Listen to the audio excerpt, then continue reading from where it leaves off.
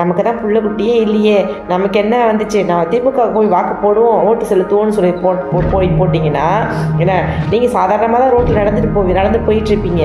ஆனால் என்ன பண்ணுவாங்க, சம்மந்தமே இல்லாத ஒருத்தவங்க வந்து ஃபுல் போதையை போட்டு வந்து உங்களை வெட்டுவான் குத்துவான், என்ன வேணாலும் பண்ணுவான்.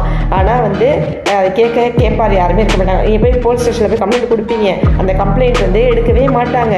அங்கே போங்க இங்கே போங்க, அதை பண்ணுங்கள் இதை பண்ணுங்கன்னு ரொம்ப அலட்சியப்படுத்துவாங்க. இப்படி ஒரு ஆட்சியை நம்மளே தேர்ந்தெடுத்துட்டு கடைசியில் கடவுள் மேலே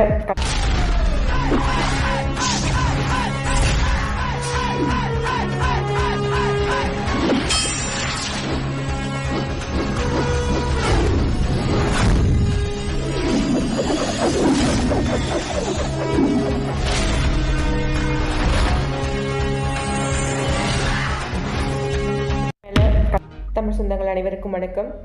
இப்போ இந்த பதிவு யாருக்குன்னு பார்த்தீங்கன்னா, என்னுடைய அக்கா தங்கைகள், என்னுடைய சகோதர சகோதரிகள், என்னுடைய உறவுகளாகிய உங்களுக்கு தான் இந்த பதிவு. என்னென்னு கேட்டிங்கன்னா, நீங்கள் இந்த வாட்டி ஓட்டு செலுத்த போகிறீங்கன்னா யாருக்கு செலுத்த போகிறோம், யாருக்கு செலுத்தினா நம்ம தலைமுறை நல்லாயிருப்போம், நம்ம நல்லாயிருப்போம் அப்படின்னு சொல்லிட்டு ஒரு ஒரு ஒரு ஒரு ஒரு செகண்ட் வந்து சிந்தித்து அந்த வாக்கை செலுத்துங்க. ஏன்னு கேட்டிங்கன்னா, ஓட்டு செலுத்துகிற உங்களுக்குமே வந்து ஒரு பெண் குழந்தை வச்சுருப்பீங்க. அந்த பெண் குழந்தைக்கு ஏற்ற பாதுகாப்பு இந்த அரசால் நமக்கு கொடுக்க முடியுமா? இவங்க வந்தால் நம்மளுடைய பொண்ணு வந்து நல்லபடியாக வளருமா, நல்ல சூழ்நிலையில் வளருமா, நல்லபடியாக பாதுகாப்பாக படிச்சுட்டு வருமா, வீட்டுக்கு நல்லபடியாக போயிட்டு வேலைக்கு போயிட்டு திரும்ப வீட்டுக்கு வருமா, இல்லை நல்லபடியாக ஒரு காலேஜ் அனுப்பிட்டு வீட்டுக்கு வருமா அப்படின்றது வந்து யோசித்து, நம்ம ஒரு பெண் குழந்தையை வச்சுருக்கீங்க அப்படின்னா யோசித்து வாக்கு செலுத்துங்க. கண்டிப்பாக வந்து அப்படி யோசிச்சிங்கன்னா கண்டிப்பாக நீங்கள் ஸ்டாலின் அவர்களுக்கு ஓட்டு போட மாட்டீங்க. ஏன்னா இப்போ நீங்கள் பார்க்குறது சும்மா கொஞ்சம் தான். ஏன்னா திரும்பவுமே வந்து இது ட்ரெய்லர் தான். திரும்பவுமே இவங்க ஆட்சி தொடருச்சுன்னா எங்கே பார்த்தாலும் கற்பழிப்பு நடக்கும், எங்கே பார்த்தாலும் கொலை நடக்கும், எங்கே பார்த்தாலும் கொள்ளை நடக்கும், எங்கே பார்த்தாலும் வழிப்பறி இது மாதிரி சம்பவங்கள் நடக்கும், எங்கே பார்த்தாலும் போதை கலாச்சாரம் இருக்கும். இத்தனையும் இருந்தாலும் எங்கே பார்த்தாலும் வெட்டு கூட்டி சும்மா போகிறவங்க வரவங்க தான் வெட்டுவாங்க.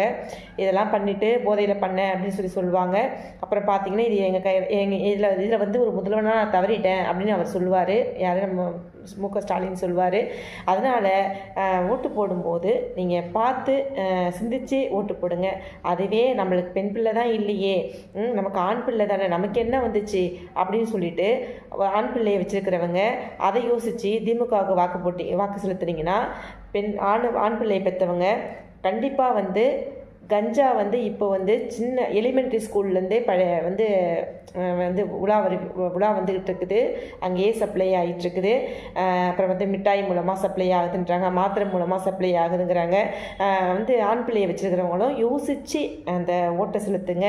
அப்புறம் பார்த்தீங்கன்னா, நமக்கு தான் புள்ள குட்டியே இல்லையே, நமக்கு என்ன வந்துச்சு, நான் திமுக போய் வாக்கு போடுவோம் ஓட்டு செலுத்துவோன்னு சொல்லி போட்டிங்கன்னா என்ன, நீங்கள் சாதாரணமாக தான் ரோட்டில் நடந்து போயிட்டுருப்பீங்க. ஆனால் என்ன பண்ணுவாங்க, சம்மந்தமே இல்லாத ஒருத்தவங்க வந்து ஃபுல் போதையை போட்டு வந்து உங்களை வெட்டுவான் குத்துவான், என்ன வேணாலும் பண்ணுவான்.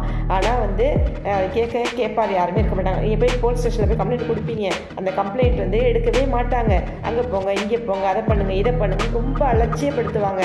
இப்படி ஒரு ஆட்சியை நம்மளே தேர்ந்தெடுத்துட்டு கடைசியில் கடவுள்னு ஒருத்தர் இருக்கானா, இப்படி அகப்பாவம் நடக்குது, அட்டுழியை நடக்குது, இதை கேட்க யாருமே இல்லையா அப்படின்னு சொல்லிட்டு அங்கே சுற்றி இங்கே சுற்றி கடைசியில் கடவுள் காலையில் தான் நம்ம போய் விழுந்தாகணும். கடவுள் நமக்கு என்ன கொடுத்துருக்காரு, ஓட்டு என்னும் ஆயுதத்தை நம்ம கையில் கொடுத்துருக்காரு. அப்போ நம்ம என்ன பண்ணணும்னு பார்த்தீங்கன்னா, ஓட்டு செலுத்துறதுக்கு முன்னால் யோசித்து, விலைவாசி யோசித்து, ஏன்னா நம்ம கட்டுற வரிகளை யோசித்து, ஏன்னா சிலிண்டர் அப்போ என்ன விலை விற்றுச்சு, 5 வருஷத்துக்கு முன்னாடி என்ன விலை விற்றுச்சு, இப்போ என்ன விலை விற்கிது, அதே மாதிரி காய்கறிகள் அப்போ என்ன விலை விற்றுச்சு, இப்போ என்ன விலை விற்கிது, அரிசி அப்போ என்ன விலை விற்றுச்சு, இப்போ என்ன விலை விற்கிது அப்படிங்கிறத எல்லாத்தையும் யோசித்து சிந்தித்து அந்த வாக்கு செலுத்துங்க.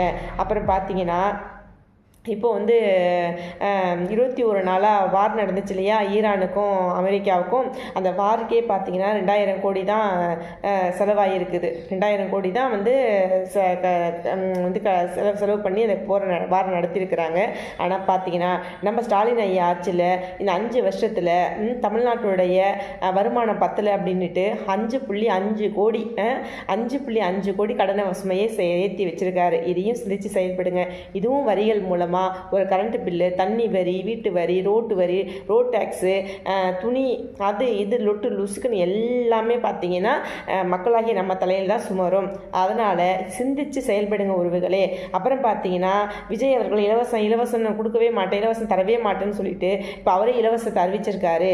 எங்கே போனாலும் வந்து ஓசியில் வந்து பஸ்ஸில் போகலாம் அப்படின்னு சொல்லியிருக்கு. என்ன ஊர்லேருந்து எந்த ஊருக்கு வேணாலும் ஓசியில் பஸ்ஸில் போகலாம், மகளிருக்கும் எல்லாத்துக்குமே அது அது அது வந்து சலுகையை அவர் கொடுத்துருக்காரு.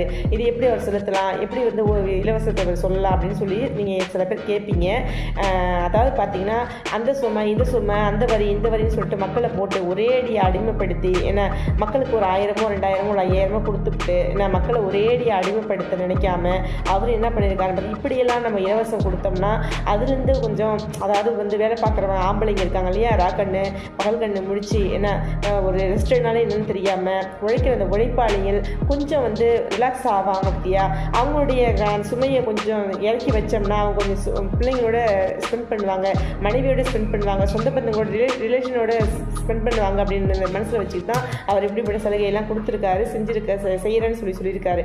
அதனால் உறவுகளை இதை போட்டு கன்ஃபியூஸ் பண்ணிக்காதீங்க. ஆட்சி எப்படி இருக்கும், ஒரு 5 வருஷம் அவர் கொடுத்து பார்ப்போம், ஆட்சி எப்படி இருக்குன்னு பார்ப்போம்.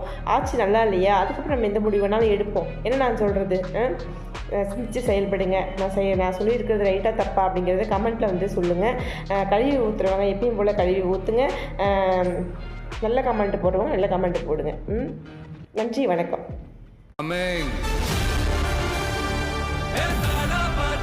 மக்களுக்கு நல்லது பண்றதுக்கு அரசியலுக்கு வாங்கடா, கொலை அடிக்கிறது கொலை பண்றதுக்கு அரசியலுக்கு வரீங்க.